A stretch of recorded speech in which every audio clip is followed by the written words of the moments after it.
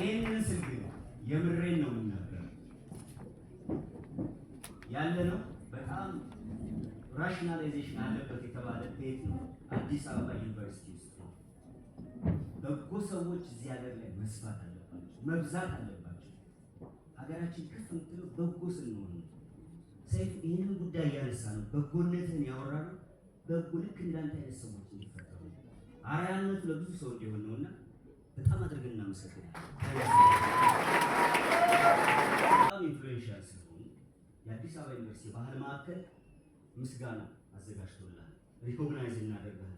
ያሰብነው ለሰይፉ ገንዘብ እንስጠው ብለን አሰብና ችግሩ ሰይፉ ገንዘብ ሲሰጠው ወስዶ ለሆነ ነገር ይሰጠዋል። እሱን ከምንሰጠው ኦፊሻሊ የአዲስ አበባ ዩኒቨርሲቲ ባህል ማዕከል ባይዘው 75 ዓመት ነው። ቀላል ቤት አይደለም። እንግዲህ 75 ዓመት በ75 ዓመታት ህይወት ውስጥ ዓመታት ውስጥ ባለፉ የኪነ ጥበብ ባለሙያዎች ስም በነጸጋዬ ስም፣ በነመንግስቱ ስም፣ በነጋሽ አባተ ስም፣ በነስብሐት ስም፣ በሁሉም ከያንያን ስም ይሄንን ሰርቲፊኬት ኦፍ ሪኮግኒሽን በጣም ፕራውድሊ ሳይሆን ቬሪ ፕራውድሊ ለሰይፉ ሰጥቷል።